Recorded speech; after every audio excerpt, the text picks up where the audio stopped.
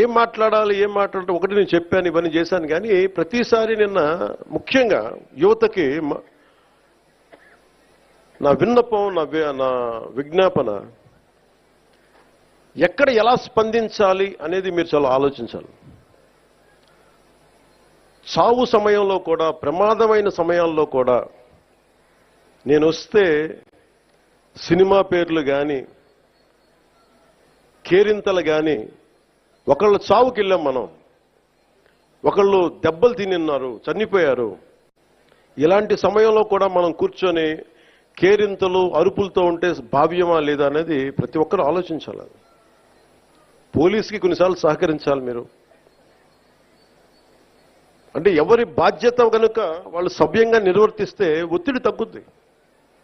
నేను చూడండి, తిరుపతిలో ప్రతి ఒక్క వ్యక్తి కనుక వాడి బాధ్యత నిర్వర్తించుంటే సరిగ్గా ఇంతమంది మంత్రులు వెళ్లాల్సిన పరిస్థితి ఉండేది కాదు, ముఖ్యమంత్రి రావాల్సిన పరిస్థితి ఉండేది కాదు, నేను వెళ్లాల్సిన పరిస్థితి ఉండేది కాదు, ఎంటైర్ క్యాబినెట్ ఉండాల్సిన పరిస్థితి ఉండేది కాదు. దానికి అదనంగా పోలీసులందరికీ ఒత్తిడి, డిఎస్పీలకి, ఎస్పీలకి అందరికీ ఒత్తిడి. అంటే ఒక్క చిన్నపాటి ఏరియాలో ఒకళ్ళు చేసిన తప్పుకి మొత్తం సమిష్టిగా జిల్లా పోలీస్ యంత్రాంగం, ఎస్పీ గారితో సహా దాన్ని ఫలితం అనిపించాల్సి వచ్చింది. నాకు ప్రత్యక్షంగా దానికి సంబంధం లేకపోయినా నేను దాంట్లో ప్రభుత్వంలో బాధ్యత కాబట్టి సనాతన ధర్మాన్ని పాటించే హిందువులందరినీ నేను క్షమాపణ అడిగాను.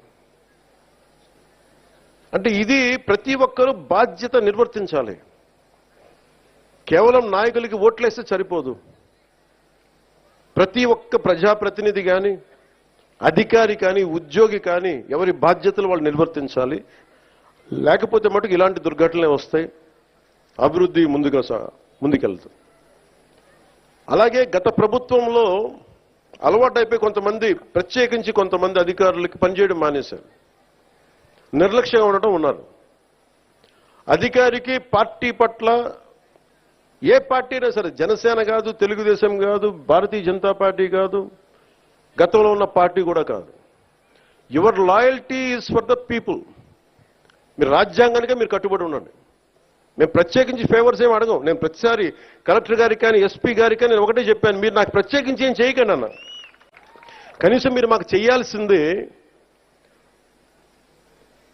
న్యాయం అందరికీ జరిగేలా చూడండి అని చెప్పాను. మా వాళ్ళు శిక్షిస్తే, తప్పు చేస్తే మాకు కూడా బాధ్యత ఏర్పడని చెప్పాను. ఎందుకంటే నేనే స్వయంగా అసెంబ్లీలో నేనే చెప్పా, తప్పు చేస్తే నన్ను కూడా శిక్షించమని.